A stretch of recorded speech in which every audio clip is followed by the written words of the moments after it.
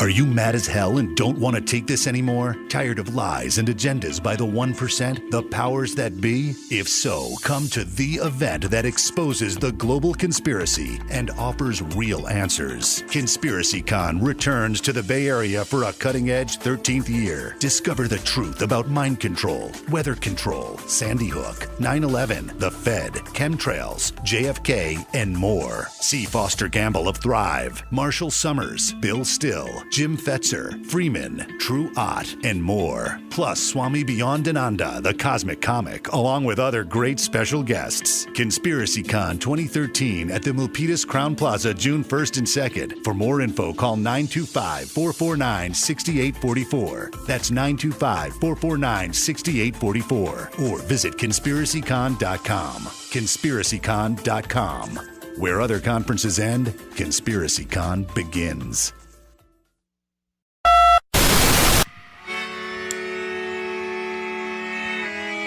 In the 1930s, President Franklin Delano Roosevelt addressed the nation through a series of radio broadcasts known as the Higherside Chats.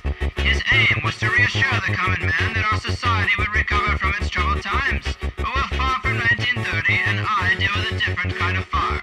For a new era of worldly frustration, we offer a fresh conversation. I'm Greg Carlwood, and these are the Higherside Chats. People, welcome back once again to the show we call THC, drinking a little drink, smoking a substantial amount of smoke. I'm that Greg Carlwood guy, and as the world spins wildly through the abyss, many of us may very well be dealing with some of the unfortunate ramifications of the awakened mind. These side effects may include an unwillingness to participate in the game, a strong desire to quit one's job, and an increased level of self-medication, as well as the most unfortunate isolation from uninitiated friends and family. Fortunately, today's guest has been working on the treatment for these negative effects for over 13 years, creating havens for the higher mind, retreats for the rebellious, and sanctuaries for the sane minority stuck living in the sick society. And that man is Brian William Hall, the creator and organizer of the 13-year running ConspiracyCon, which is taking place this upcoming weekend, June 1st and 2nd in the San Jose area at the Crowne Plaza Hotel. Brian, my man, how are you? Hey, Greg, thanks so much for being on your show. Excellent introduction. I am impressed. Oh, thanks, man. I try to make them a little different, but hopefully you're doing good. I'm doing great. I'm psyched to have you here. I'm a big fan of lectures and conferences and expos, and I've been to quite a few, but nothing quite like what you got going on at ConspiracyCon. It's very impressive that it's been running 13 years. I mean, let's talk about your path to waking up. What was it that started to pull you away from the official story and into the big conspiracy? Like everybody else, just about everybody else, and I'll qualify that at least in this country, for roughly the first 30 years of my life, I grew up under the mental, if you will, and intellectual constraints of what the mainstream taught me. That is the political machine, the education machine, the media machine, all of these industrial complexes that are in place that for years, if not decades, merely indoctrinate and program people. Mm-hmm. The elites of this world know that our brains are like computers and they can be programmed, especially during those formative early years. And most people are indeed products of years, if not decades, of programming and indoctrination. I was no exception until a Jedi Master approached me. Oh, I'm sorry. No, but some very interesting friends of mine approached me about some material that, flew in the face of everything that we've been taught, everything we thought we knew. Mm-hmm. And in this case, it was about UFOs. This was roughly almost 2 decades ago, and a lot of people have kind of a minor interest or fascination in that subject, be it from a sci-fi fantasy standpoint or from genuine interest and research. Well, once I was approached, instead of resisting like most people do and saying no, I decided, okay, this person is taking it very seriously. He or she is hoping that I will too. I said, yes, I'll take a look at it with an open mind, and I followed through with my promise. Well, what I found was that it made its case very, very well. and I wanted more information about that topic and others of its ilk, and I kept digging around. I started myself reading the books, getting the tapes, getting the DVDs, going to the lectures and the conferences that other people produce that you mentioned are going on out there. And I discovered that there's this giant sphere of knowledge. And while I was swimming around in there, I entered through the UFO door, but there were a lot of other doors as well. And I checked out this door and that door, and I realized that while there might be something going on extraterrestrially, if you will, I learned that we also are facing some terrestrial concerns. There are not just cover-ups of perhaps visitations from other worlds and the suppression of the technology that would get these entities from point A to point B across the universe, if not the multiverse. But there's a lot of suppression going on with what's happening right here on terra firma. There are indeed real conspiracies, real hidden agendas. And if there's a cover-up, if anybody covers up anything, you can bet there's a conspiracy to cover up. So, the two go hand in hand. And I found that out very, very quickly. Mm-hmm. There is an ongoing effort by the mainstream epidermal government that you can see, the administration, along with that entity infamously known as the secret government, are indeed covering up these technologies.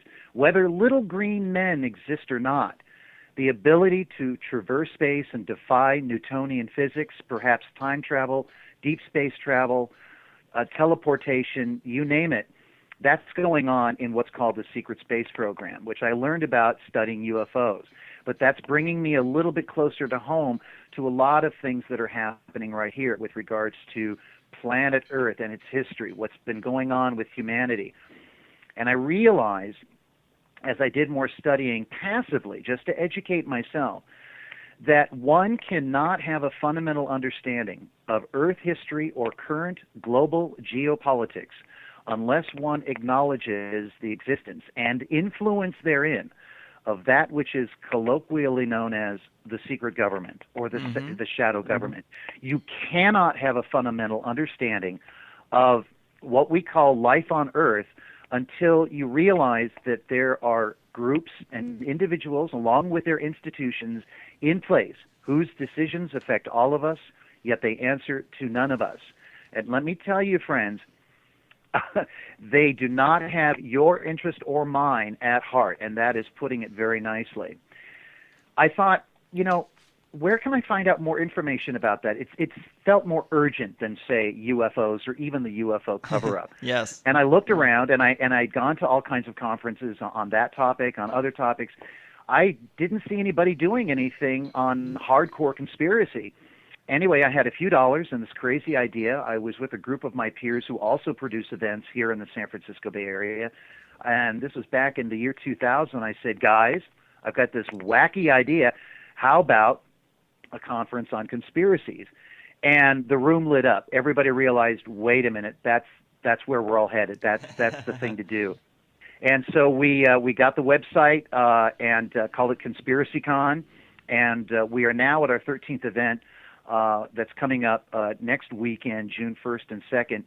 And since then, we have been, along with the help of speakers, researchers, concerned citizens across the country, if not the world, they will come to this humble gathering and share with an audience over the course of one weekend, under one roof, hardcore truth about what's going on in this world, what's been happening to us, and offering potential courses of action and possible solutions to these incredible challenges we face.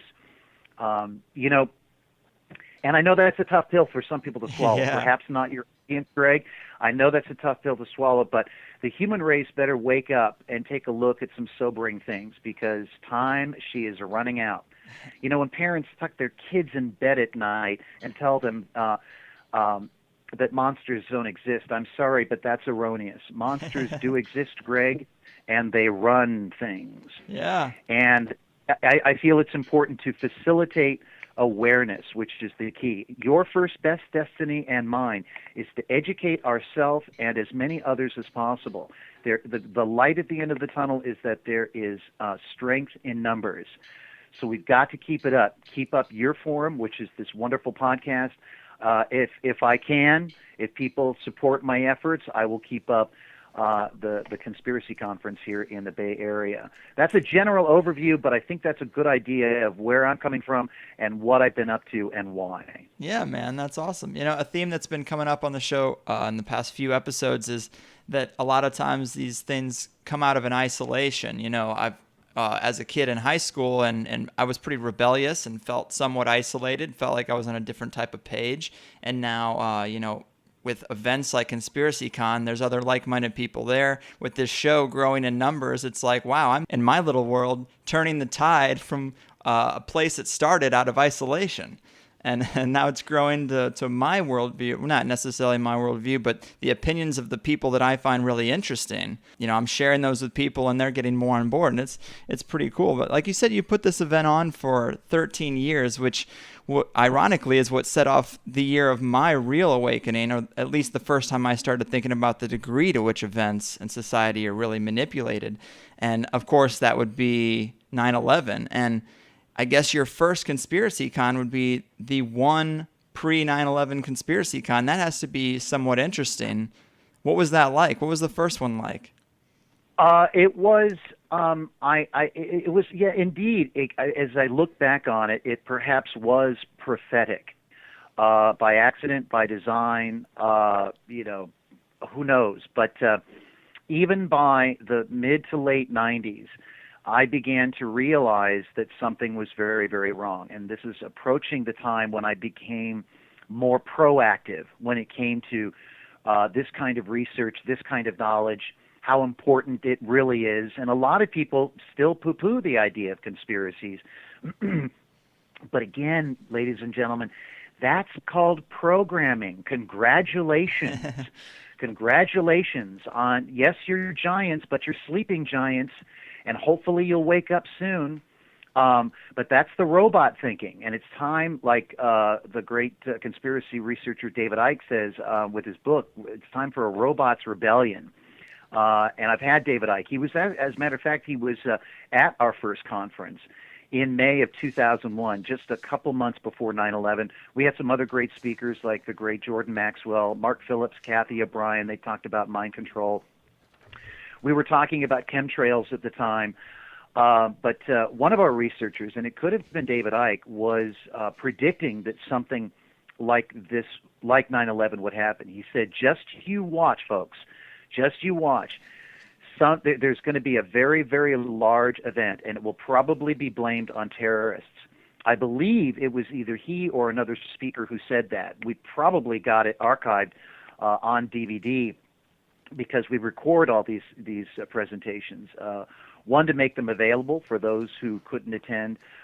Two, it's important to archive this stuff. Right. And anyway, that was said. And sure enough, about 2 to 3 months later, bam, the biggest false flag in our lifetimes was orchestrated by the very elites that I and my colleagues expose with this conference and, of course, with their own respective research. But this is a place for people to get together, not just to hear lectures, but as you alluded, it's a very good place to network with like minds, to meet other people. If you're alone out there and going, God, I'm starting to think that maybe something's wrong in this world, is there a place I can go? Yes, there is, ladies and gentlemen. There is a place you can go where you can meet other people and not feel so damned alone. We are out there. There is indeed a renaissance sweeping this planet, Greg. It sounds like you're talking to them as well. I know I do, especially every time I produce this conference. When that time of year rolls around, I talk to people all around the country. And let me assure, yes, that matrix red pill is indeed tough to swallow, okay? Yes, the rabbit hole goes very, very deep, but you're not alone. You won't be ridiculed. It's happening now. Those who still believe that Oswald was the lone gunman, those who still believe in the official version of 9/11, those who still believe in the official version of just about everything in between those events and beyond, are not tomorrow, but today becoming dinosaurs. And it's not because we wacko conspiracy theorists, a damage control label courtesy of the very forces we work to expose. Of course. Not because we conspiracy theorists just happen to be more convincing, because we can debate our case, whether right or wrong, a lot better than the mainstream. No, we have a little thing to back us up. It's called the truth, or at least we're a lot closer to the truth. We are at least in honest pursuit of the truth, other than the so-called fourth estate, the mainstream media, the press, which has absolutely betrayed us. And that's why, Greg, what you do is so important, to keep a forum for people who enjoy listening to broadcasts like this going, so that they have at least a choice. It's important to at least have a choice. And thank goodness for podcasts, for the internet, at least, what kind of information freedoms we've got left. Use it, keep using it, keep doing it. And I will too, at least with regards to a mecca, if people actually want to get together. Absolutely, man. And you are kind of in a unique situation, having run this for 13 years. My girl used to criticize me for my decision to double down on the conspiracy theme because she thought it was a little too taboo, and she doubted my ability to gain a worthwhile following with such niche material. But I'm proud to say that I've pretty much proven her wrong on that one. But of course, with what I'm doing, there aren't the same expenses and risks as there are with organizing something like a conference. Putting on this event, I would think, gives you a pretty good insight into how the community has changed and grown over the past decade. I mean, you see it. I see people waking up now. Of course, the internet has helped, but as far as conference attendees, have you seen any changes in demographic over the past decade, or the size of the audience? Not so much. The size has remained about the same. I was hoping that we would have grown a lot more. Perhaps one of the things that's stifling that is our absolutely manipulated economy. The number one form of terrorism, Greg, is across the globe, is economic. The global elites would love to, if they could, in one fell swoop, overtly enslave us. Well, they realize they can't do that, because if you can see and identify your enemy, you can fight it, okay? So they have operated behind the proverbial curtain. That's why it's important, folks, to rewatch The Wizard of Oz and look at the powerful subtext that film is telling you. The Yellow Brick Road, it's all about gold. The Wizard of Oz is Oz. What's that? That's ounces. We measure gold in ounces. Wow, I'd never thought of it that way. Oh, absolutely. And so they've had to enslave us covertly. And the number one form of doing that is economically. Now, there are a lot of people who are talking about how the current White House occupant is doing everything he can to, lower taxes or reduce the budget. But I'm sorry. The current White House occupant, who may allegedly be more eloquent and well-spoken and intelligent than his predecessor, is no less a puppet. And he knows that if he were to try to engage in any kind of monetary reform, like his predecessors Lincoln, Garfield, McKinley, and Kennedy, he too would find a bullet in his brain. And so he's not going to do that, okay? A hidden tax on this country is courtesy of a cancerous parasite that has leached itself onto a sovereign nation, in this case the U.S., and that entity is called the Federal Reserve. It is a private bank with foreign investors, no American citizens, along with its equally private goon squad collection agency, the IRS, okay? This is a hidden tax by an entity that is private, that does nothing but create debt and human suffering. More suffering is the result of this particular private banking entity than any other. It funds wars, it creates them, it foments them, it profits from them, it profits from the post-war restoration, it collapses nations. And it's happened again and again and again whenever there is a central bank. Okay, it is a hidden tax. And the reason we are having so many economic woes is not by accident, folks. It just doesn't happen. It happens by design. The mainstream media reported between 2008 and 2010, at least they were honest in this, but they didn't go into specifics. They reported that 20%, a whopping 1/5 of America's wealth, and when I say that, I mean collectively belonging to the middle class and poor, 1/5, 20% of America's wealth between 2008 and 2010 literally and virtually disappeared. Now, we know that doesn't just happen, but we also know that there is that crazy 1% that the Occupy people have been talking about. I would submit that there is a 1% behind the 1%. Let's go up a little bit higher, folks, on this pyramid planet and find out who's pulling the strings, the kind of strings that can do that to the collective personal economies of thousands, tens of thousands, hundreds of thousands, if not millions of Americans and other people across the globe. And so a lot of people are experiencing that, and they're having a difficult time just surviving. And I have noticed that. I hear from people who want to attend, but they have been devastated. We have people who have lost their homes, their jobs, their bank accounts, their 401ks. This is happening by design. So when it comes to demographics, when it comes to attendance, yes, 13 years is extraordinary, I'd like to say, if I may myself, considering how difficult the elites are making it for all of us.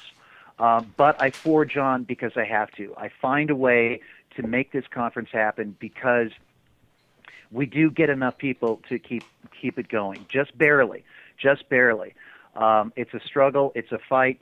And we're going to do it again, and we hope that people will join us this year so that we can continue this. If you're just now hearing about this and you want something like this to continue, or if you've been attending and you want this to continue, ladies and gentlemen, I plead with you, come to this conference and support our efforts. It's the only way it can happen.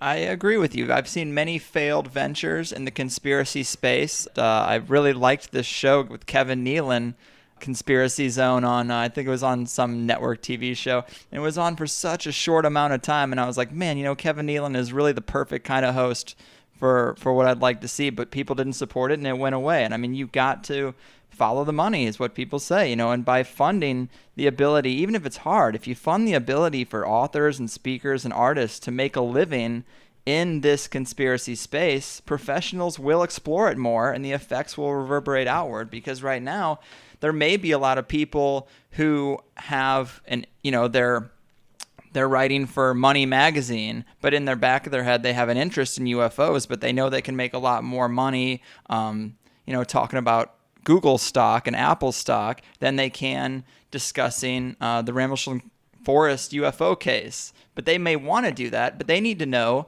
that they're going to be supported by an audience. And that can only be done by the people and by the money.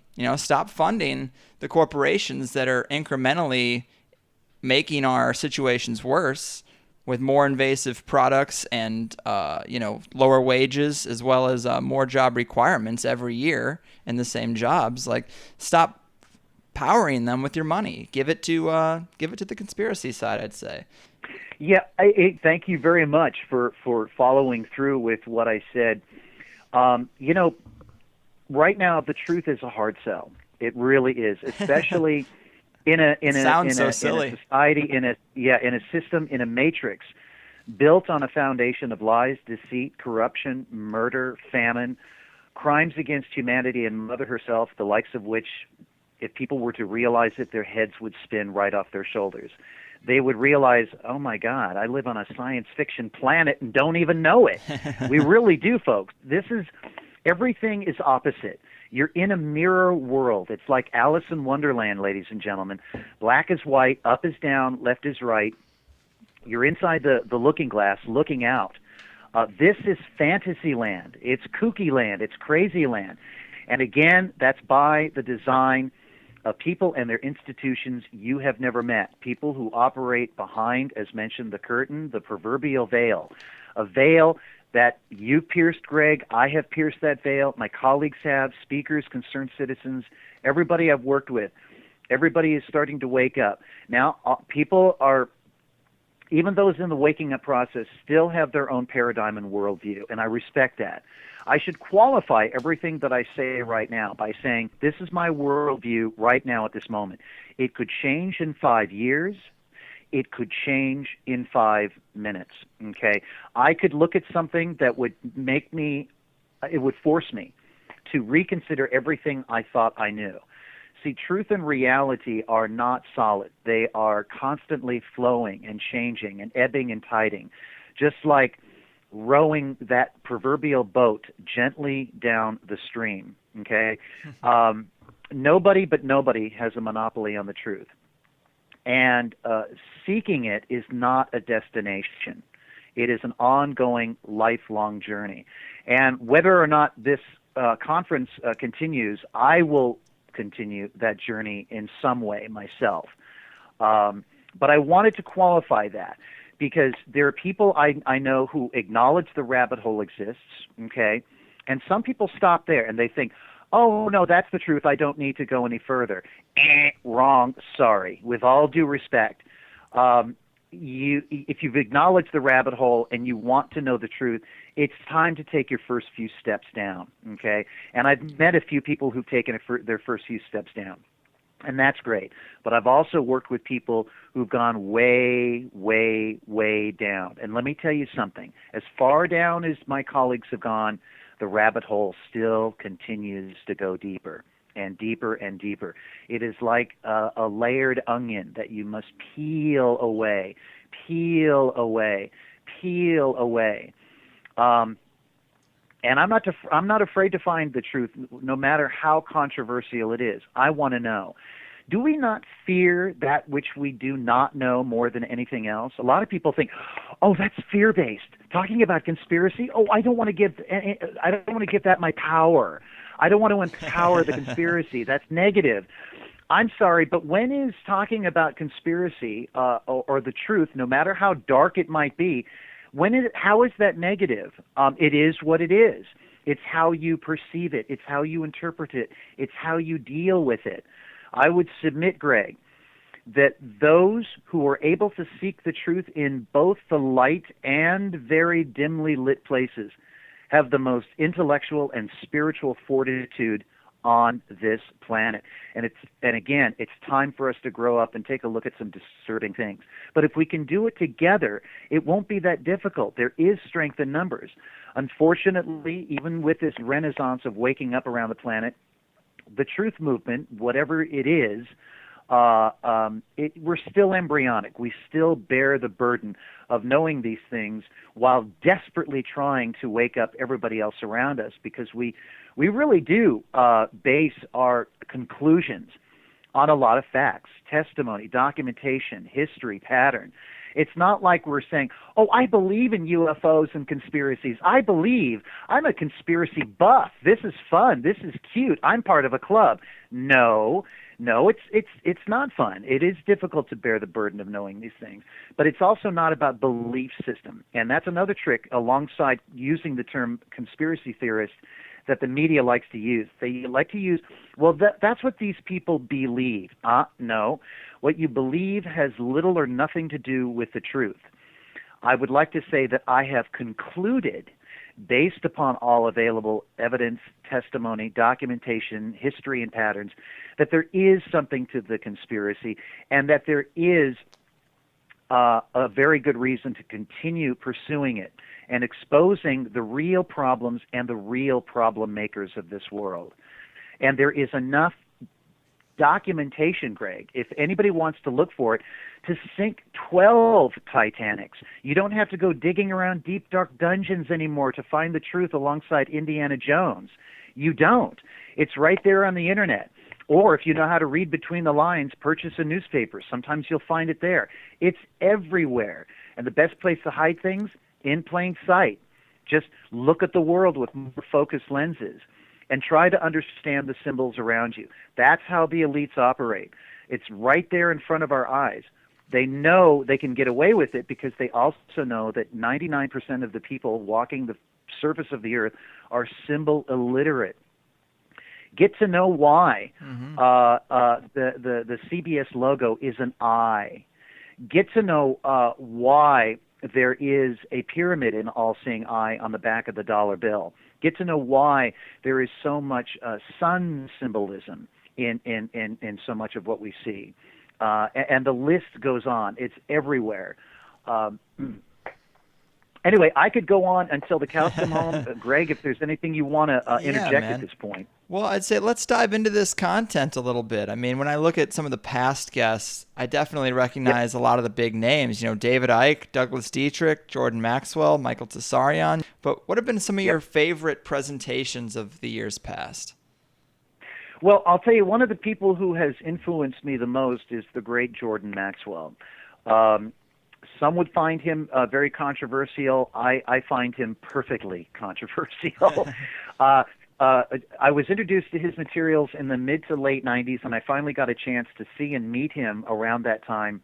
And I knew that if I were to ever do anything, I would want to work with that man. And I was fortunate enough to have done so my first year. He spoke that 2001, just before 9/11. And when it comes to symbolism, when it comes to words and terms and the symbols and logos and emblems, all these little bits of flotsam and jetsam that we use to communicate with each other all have origins, and they are extraordinary. And for those who understand the origins and for those who have been operating on an elite scale, they use them to an even greater degree than we are taught to use them. And again, as I alluded, our education is completely controlled. We are not told anything that would truly empower us. However, there are good people like Jordan Maxwell who have been doing this for over 50 years. He's been doing this, he's been researching this and sharing his information and findings since 1959/60, okay? And he's still with us. He's still out there doing it. And I've worked with him 3 times now. I would definitely encourage your listeners to take a look at Jordan Maxwell. Find him on the internet. I think it's jordanmaxwell.com, or you can Google him. He has been a huge influence on me. He's been a huge influence on Michael Tsarion. Michael Tsarion comes from Ireland, and he has his own amazing perspective on the control grid all around us and who or what is behind it. I've worked with Michael about 2 or 3 times as well, and a lot of his research is on the form of mind control and the secret societies that are behind it. And let me just, on that particular subject, we've covered mind control. We've had researchers on the subject, whether it's MK Ultra, Project Monarch, or even more exotic things like the Montauk Project up on the East Coast, Upper East Coast. We've had people from a victimization, people who said that they have been part of these programs, be it MK Ultra or electronic surveillance, harassment, voice to skull. When people talk about hearing voices in their head, look, the technologies exist, and it legitimizes the question. When somebody claims it, is it real or is it Memorex? When you're hearing something, is it ghosts or is it the secret government testing this new exotic technology? But when it comes to mind control in general, this is how the elites this is how a handful of elites control the masses. A lot of people ask me, Brian, how can they do that? They can't control everybody. Yes, they can. We're talking about the ultimate powers that be. Again, those who operate secretly. And they operate behind the scenes. They have access to incredible technologies. And but we're not just talking about electronic technologies. We're talking about all manner of technology, everything at their disposal to mass mind control people. They understand the mind is a computer, and that's how they do it. They do it through mind control. We are all, to some degree, even yours truly, I will admit it, to a degree, because I have been through that programming, am still mind controlled, and I'm trying, like a lot of people, to work my way out of it with this conference, with your radio program, with all the great researchers that get this information out. Another person that stands out, of course, is David Icke, and he has been, I guess, if you will, advertised as the most controversial researcher on Earth. I would say that is, for the most part, true. There may be others who have a similar notoriety, but I have yet to hear about them. So much information and so many participants, so little time. But David Icke has come to a conclusion that there are non-human entities that operate interdimensionally that control both this world and the next. And I think he might be right. I don't know, he is saying that it is a reptilian species. Well, I would agree that there is a level of consciousness operating on this planet, inside this planet, and perhaps off-world, that has been manipulating human affairs for thousands of generations. It would explain a lot of the controlled chaos throughout human history. It really would. Is it not easier to send a species other than your own, like sheep and cattle, to the slaughter? Well, perhaps they, quote unquote, can do what they do to us so easily because perhaps they are not us. Now, I don't know if it's reptilian. I don't know if it's satanic. I don't know if it's demonic. I don't know if it's interdimensional. I don't know if it's alien. I'm not quite there yet. It could be, but it ain't us. I think that considering the way we have been treated, they, whoever they are, have not treated us humanly or humanely. And David Icke has been talking about this for a very long time, and how they have operated this planet like a corporate pyramid. They operate at the top, and these are probably those who operate in the hovering, all-seeing eye above the highly occultic symbol on the back of the dollar bill. That eye represents a lot of different things, but I think it represents those who really have global intentions for this planet. And they notice how they have placed themselves above the rest of the pyramid. Yes. But they control the pyramid. They control all aspects of it. Down one side, you've got politics. Down another, you've got media. Down another, you've got military. Down another, you've got education. Then science. Then religion. Every aspect of our lives has been touched by their tentacles. Very little has been tainted. That's the kind of matrix we're in. That movie, it's not fiction. The Matrix ain't just a movie. And David Icke has written a book called Children of the Matrix, that we are indeed inside a grand illusion, a hologram. I will have a speaker this year who agrees. Her name is Sonia Barrett. And she has written about this. She had her own radio program. She is aware that essentially the universe and our place in it is nothing but a giant hologram that is operated like a corporate structure. And we are basically pawns in that matrix. David Icke has said that. I have actually sensed that after having done this for a very long time. And we're going to cover that. Sonia is incredibly eloquent. She's very aware that there is science to back it up. I'm not saying that because, ooh, neato, isn't that interesting? No, there is actual science. We've got physicists and quantum theorists now with their slide rules and calculators determining that other dimensions exist. That's extraordinary. Well, that just made space a lot bigger. When it comes to the universe, when it comes to the multiverse, it's not that nothing is impossible. It's that everything is. I'll bet consciousness came first before the physical world. And folks, if you've thought of something, you probably just created it. That spark either has made it happen sometime in the past, or it's happening in the present somewhere, or it will. Or, as some would say, if time is an illusion, everything is happening all at once. David Icke, Sonia Barrett, even Michael Tessarian and a handful of others would agree that that's what's going on. It's a huge picture. It's not just a big picture. It's a huge picture. And these people have been very influential on me, and that is why it's an honor to continue to work with them. And we've got a lot of other interesting people this year. I mean, for those who are familiar with the Thrive movement, Foster Gamble, who's a member of the Procter & Gamble business he has created a film called Thrive. Yeah. Here's a guy who himself was part of the establishment, but realized that, hey, we don't need to do this anymore. There are free energies. We may have tapped into some incredible technologies courtesy of what's out there. If we're not alone, maybe we're getting this from elsewhere, and we can use it for all kinds of applications here at home. It's just a matter of overcoming the challenges and the institutions that would resist something like that. Absolutely.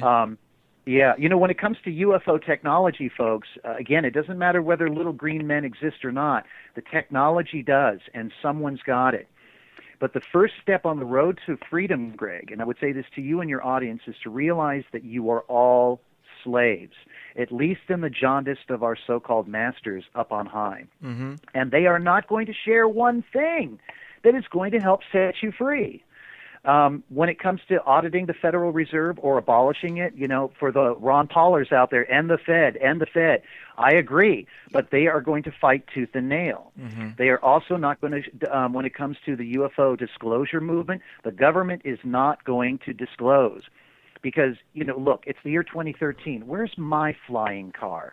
Where's my time-traveling DeLorean? Well, I'm not going to get one so long as the Illuminati still exists, because they are going to hoard that technology. They're going to keep it for themselves. They're not going to share it with you or me. And we've talked about that as well. We've talked about these technologies. Don't kid yourself. Technologically, ladies and gentlemen, we live in a three-tiered society. There's the crap that you and I have access to, our cars, our toasters, things that break down. Then there's the stuff the military has, which is anywhere from 15 to 50 years in advance of what they'll announce. Then there's the really exotic stuff that only those to the top of the pyramid have access to, and we've talked about that as well.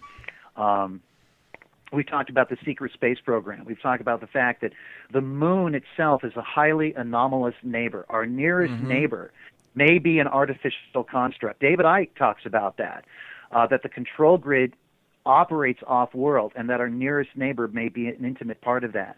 The moon, folks, is one big, giant anomaly. I would submit, forget Roswell. The biggest UFO story, the biggest UFO conspiracy is that which shines brightly 13 times a year. It's right over our heads. There is something very wrong with that. I've had Jose Escamilla on the moon. I've had Alfred Weber talk about the moon and Mars. I've had Richard Hoagland come and talk about the moon. Last year, I had the great Jay Weidner, who did Kubrick's Odyssey, the fantastic documentary about the moon. Jay Weidner, he talked about how NASA commissioned the great one of the all-time, if not the greatest directors of all time, Stanley Kubrick. Once he was working on 2001, they commissioned him to help fake the moon shot. And there's a lot of question within ufology and the conspiracy truth movement as to whether or not we went to the moon. Well, I would submit we did go to the moon. We certainly have had the technology to do so. But we were not shown the real moon because there's something very, very, very wrong with it. Mm-hmm. And we won't be covering the moon this year, but I've covered it many times, and I hope to in the future. So that's just a little bit more of the kinds of things that concern me and that we've covered at this conference and will continue to. Absolutely, man. I mean, that's all great stuff. I'm a big fan of most of those people that you mentioned. I mean, Sonia Barrett was new to me, and when I looked into some of her recent interviews talking about the mind control and the programming and how easily we're affected by it, she did really get me thinking about kind of what you said, the machine rebellion, David Icke's lines, that Hollywood motif of the machines rising up and rebelling, like the Terminator or Battlestar Galactica or the Matrix.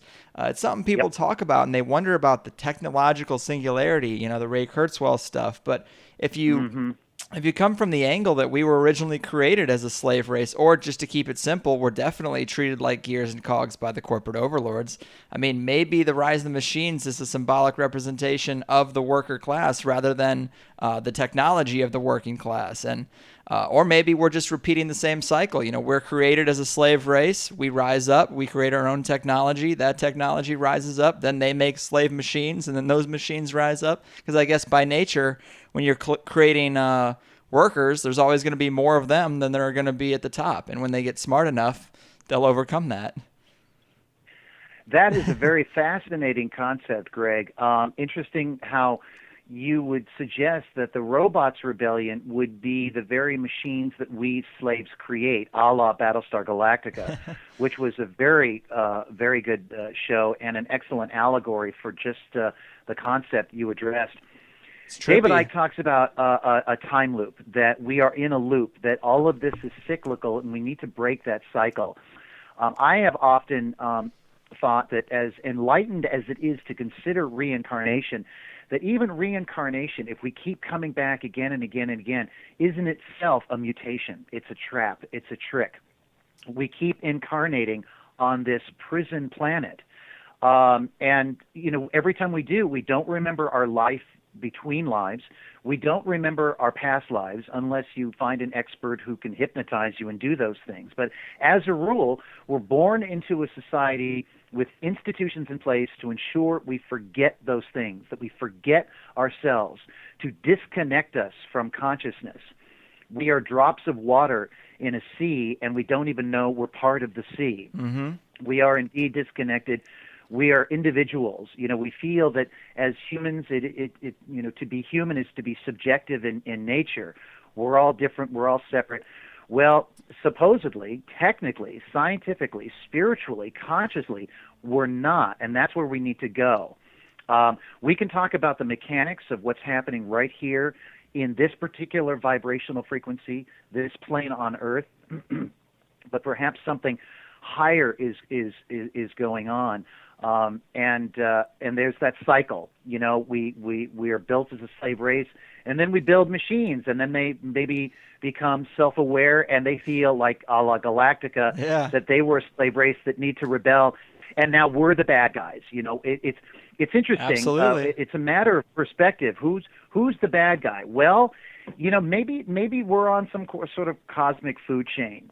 I've considered that as well, but I also stick to my convictions that something is very, very wrong, and that we are indeed being taken advantage of, and that a win-win scenario can be achieved. It's just that there is someone or something out there that does not want that achieved, not one iota.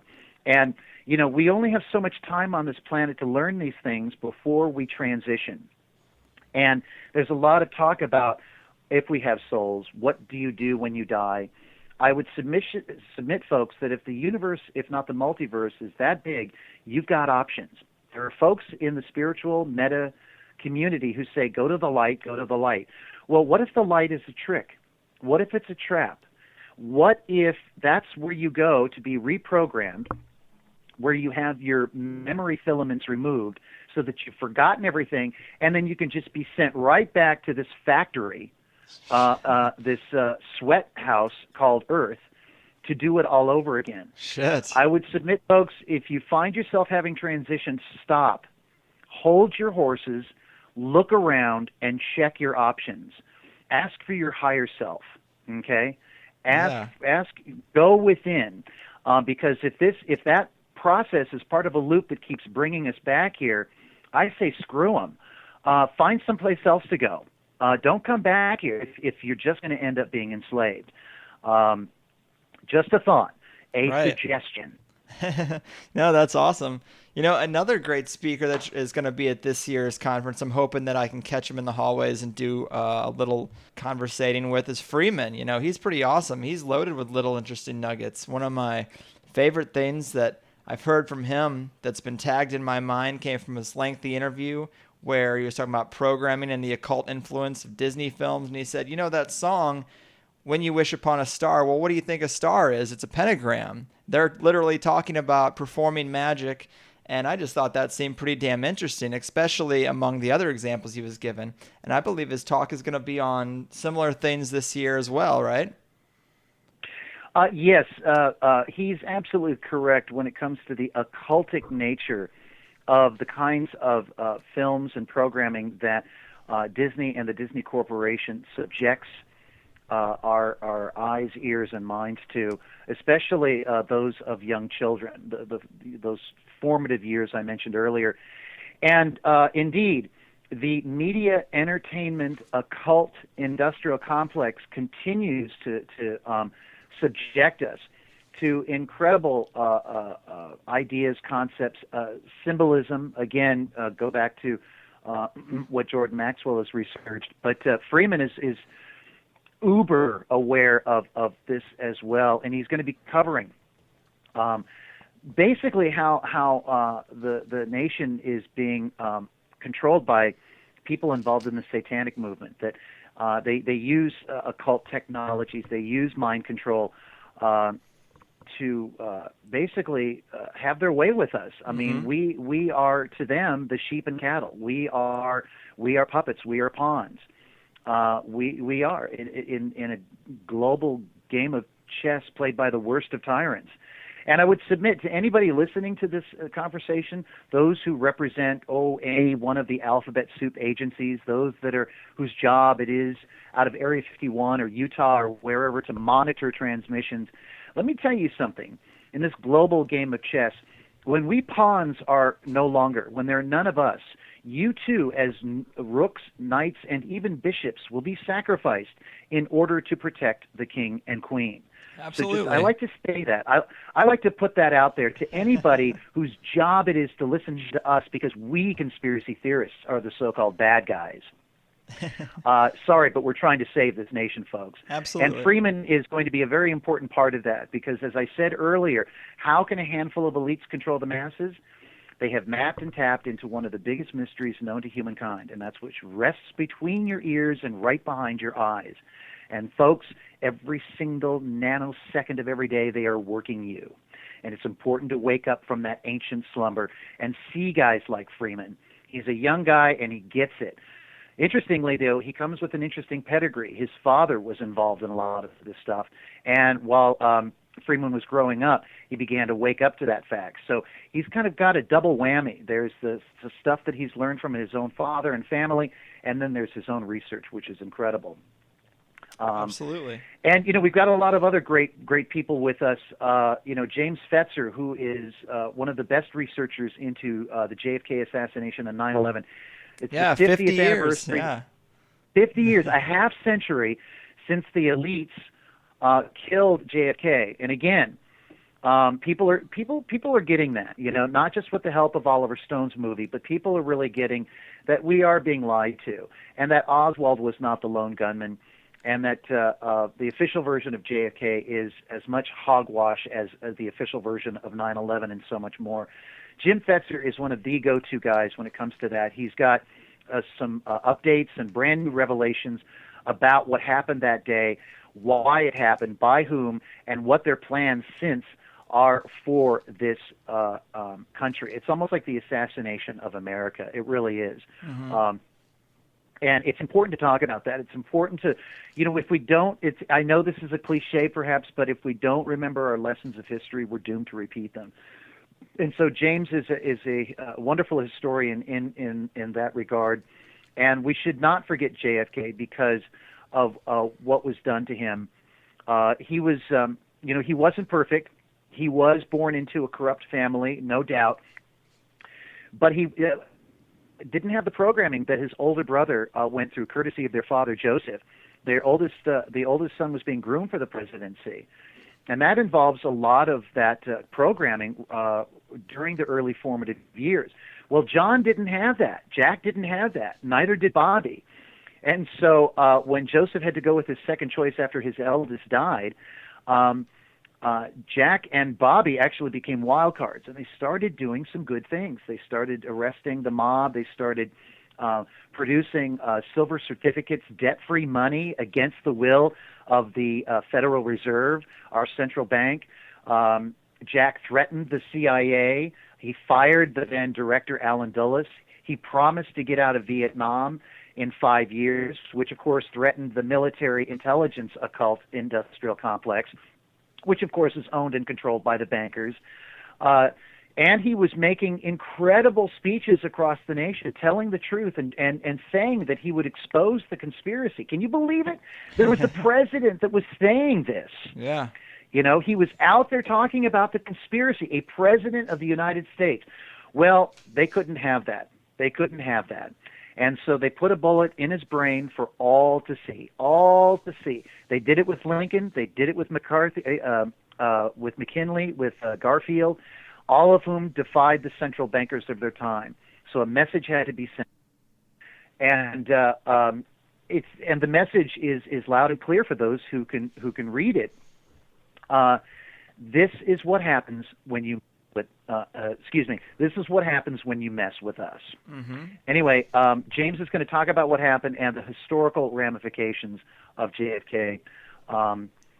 And we've got Donald Fox, who's going to be on 9/11 this year. There's been a huge debate, Greg, about what precisely brought down the Twin Towers.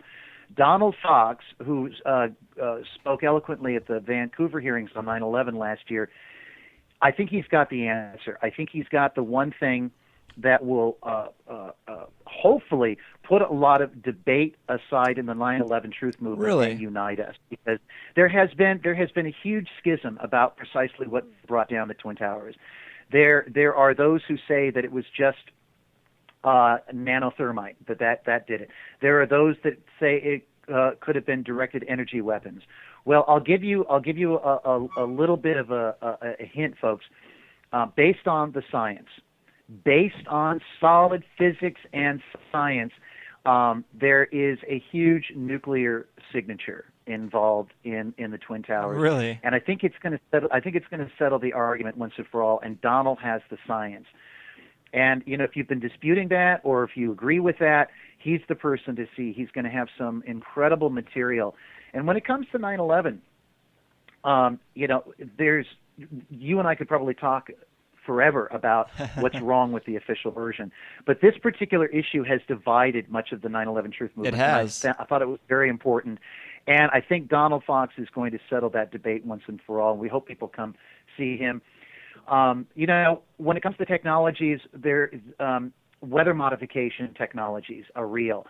We've talked about HAARP in the past. We've talked about chemtrails in the past. We've talked about what they're doing to the weather. We just had Hurricane Sandy. Well, I've got a guy named Dr. True Ott who, with the science, will prove that there is an identifiable signature proving that tectonic events, atmospheric events, have a signature that they are indeed man-made. And we're going to cover that as well. The powers that be are going to harness Mother Nature as a weapon of war, and they're going to use it against us. And it's very clever. You have to give them credit because they can destroy regions, and everyone will blame Mother Nature instead of the real culprits. We've got to realize that these technologies have been developed for a very long time. There were superpowers that signed a pact in the late 70s declaring that they would not use these technologies. Well, if that was back in the late 70s, imagine what they have now. Mm-hmm. We can't ignore this. There are people who are talking about health freedom. We've got Obamacare coming up. We've got iatrogenic, literally manslaughter that's occurring in mainstream medicine, and now they want to force more of it down our throats. And we've got Dr. Len Saputo. He's a local guy here in the Bay Area that's been all for health freedom. He is going to be talking about that. And then there's another controversial subject. And if you want controversy, this conference is it.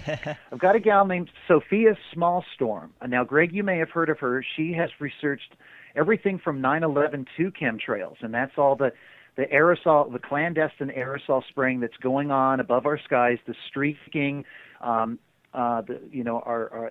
vanilla sky, and there was even a movie called that with yes. Tom Cruise. Sophia has researched both of those topics amazingly. But this year, Sandy Hook caught her eye. And the rabbit hole goes very deep with that as well. We're looking at, based on all available evidence, your classic false flag events, whether it's the shooting in the Aurora, Colorado theater, Sandy Hook, or the recent Boston bombing. There are earmarks that these are false flag events, especially when there are drills going on by any agency du jour of course. That involve the so-called tragedy either before or the very day of the tragedy, mm-hmm. close by or just even the same day. That should raise a red flag for a lot of people right there. Sandy Hook is no exception. Of course, 9/11, FEMA was there the night before. Sandy Hook is no exception. I understand Boston, the Boston bombings, they were having test explosions there the same day of. True. Yeah, we've got crisis actors that are showing up. People that don't shed one tear at all. It's completely fake. It's phony. It's a movie, folks. It's like the illusion creating an illusion. This is that Leonardo DiCaprio film, the Nolan Inception. film about the dream within a dream. Oh, Inception. Exactly. Yeah, we're looking at an Inception kind of scenario, an illusion within an illusion, a lie within a lie. And again, you've got to peel back those layers and go down the rabbit hole. Sophia Smallstorm's going to do that in spades. It's going to be a visually rich presentation. I know that's uncomfortable for people to think that, we would challenge a scenario, a tragic-looking scenario in which children were murdered. But what if they weren't? Or what if we're not being told about who or what really happened? I think it's important. Definitely, we're going to have Marshall Summers. Marshall Summers will be with us this year. He's been involved in a lot of spiritual teachings. He too, like Sonia Barrett, is aware that there is something bigger going on, that the control grid stretches beyond this planet. For those who are concerned about the Federal Reserve and our fiat currency, we've got the great Bill Still. One of the best documentaries on the subject he made was called The Money Masters. Produced and narrated it back in the 90s. Required viewing for all Americans. Yep, I've seen that. It's very good. Greg, a lot of folks ask me, Greg, Brian, what's the one issue? What's the one issue we could attack that would really start the ball rolling? And I've asked myself that question. I thought, what one domino can we knock over by which all the others will begin to fall? And, they always say follow the money. And if we can just wake up America to how our economy has been sabotaged. And interestingly, we're looking at the 50th anniversary of the JFK assassination. This year marks the 100th anniversary of the Federal Reserve Act, which was signed quietly into existence by just a few members of Congress and the President during the holiday season when most of our representatives were at home with their families. This is an act that was created in secrecy on Jekyll Isle off the coast of Georgia in 1910. Ladies and gentlemen, this country's central bank was forged in secrecy, and it was secretly signed into existence. And people wonder what's happened to our country. This was the most powerful industrialized nation in modern history. We are now the largest debtor nation. Again, that doesn't happen. And Bill Still, he's the man. If you want to understand it, he is the man. He knows it in and out. We've got him and a whole bunch of other people. Yeah, we've got other people. We've got entertainment. Saturday night, we've got a banquet. You can meet your speakers. Just because we're going to talk about this stuff doesn't mean that we're not going to have some fun. Try to have fun out there, folks. That's what we do with this conference, if you can make it or not. Don't let this stuff scare you. Know that, once you overcome your fears, it's because you've learned about something. You've gained knowledge about something. And in a way, it's liberating. I know it is for you, Greg. Yeah. I got totally validation agree. Because of your show. Yeah, and well, you'll see with the conspiracy T-shirts I have, conspiracies, I attack that monetary system and the economic slavery pretty hard. It's like half the designs are based on that. But, I would ask you before we try to wrap this thing up, you mentioned earlier that everything, black is white, up is down, left is right, and I totally agree. I mean, we have a situation where the media hides news, pharmaceutical companies are making people sick, schools are making people stupid. I mean, but what would you propose in terms of solutions? Can we overcome such a structure as this? What can we do? Well, again, I've said it before, and I have no problem repeating myself. The light at the end of the tunnel is that there is strength in numbers. And education is indeed your first best destiny, and it's mine, about all of these things. Awareness is the key. To know a thing, I believe, is to change a thing. It's akin to being forewarned, Mm-hmm. if you are forewarned, you are forearmed. If your enemy knows that you know he's going to attack, he will think twice about attacking. Awareness is the key. There were recent meetings of the Bilderbergs, and some of your audience might know that. These are institutions that are in place to represent the elite goals. Okay, the Bilderbergs meet secretly once a year, every year. The Council on Foreign Relations, that is also an organization that is in place to destroy this nation and others. It has no good intentions. There were recent meetings at the Bilderbergs and Council on Foreign Relations in which they begrudgingly had to share with each other that we as a planet are becoming more geopolitically savvy. And that was not good news for them, but it is good news for us. They are concerned about that awareness.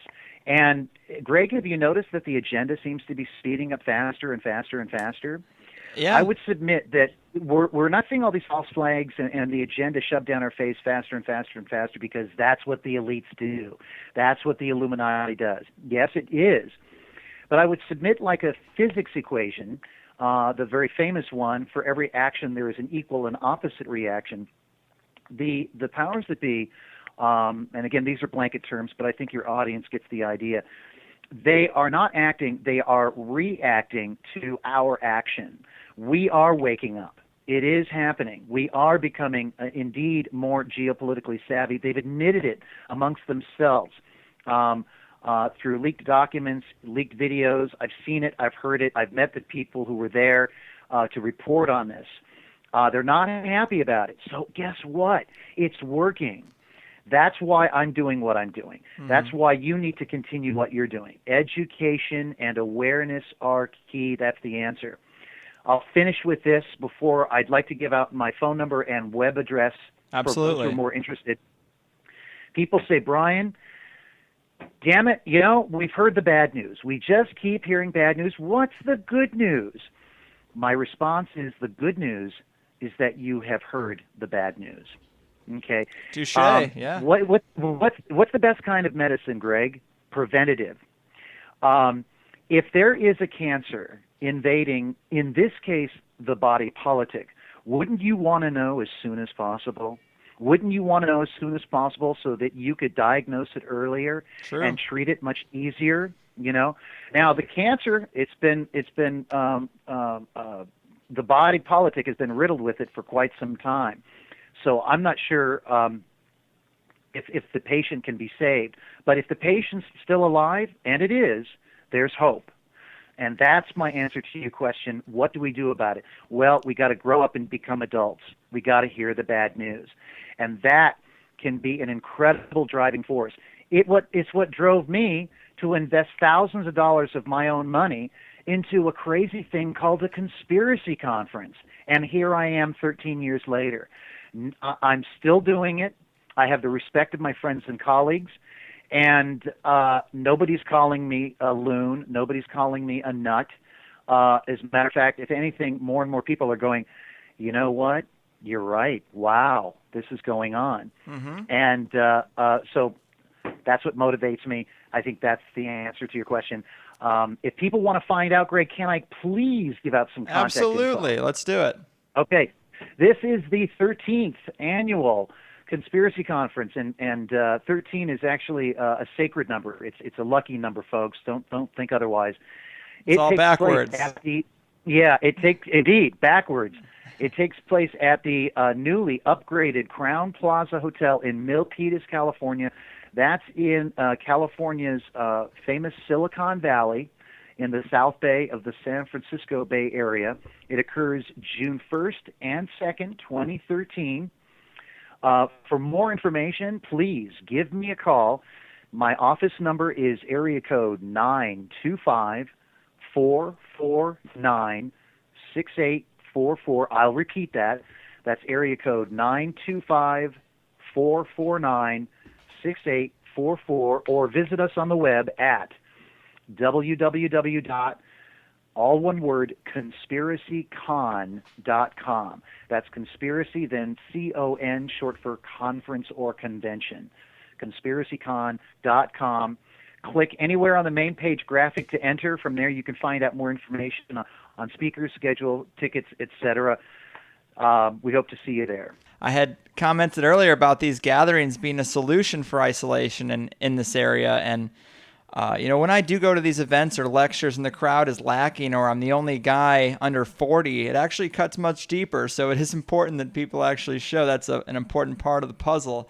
But Brian, it's been a real pleasure. I'm really pumped for next weekend. I'm taking a little mini road trip to San Francisco a couple days before, and then boom, ConspiracyCon 2013. My special lady and I will be selling conspiracies at the booth next to the lecture room, I believe. And I'm trying to gather some audio video to mold into next week's episode, or maybe I might have to skip a week. But if I can gather some stuff in between the speakers, then maybe I'll put together an episode for next week. But if anybody's going and wants to be a cameraman for me, hit me up. And Brian, I'll be seeing you there. Anything else you'd like to leave the people with before we go?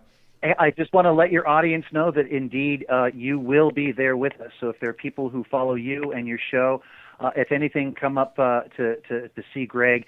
And again, it's not just about the networks. It's about seeing Greg. It's about talking to the other exhibitors, talking to the speakers. They will have a table in the exhibit area. It's an excellent place to network. And if you do feel alone, you will meet fast friends for the rest of your life. Dominant, man. Well, awesome. I appreciate you coming on the show. It's been a great talk. Take care, and I guess I'll see you in a week.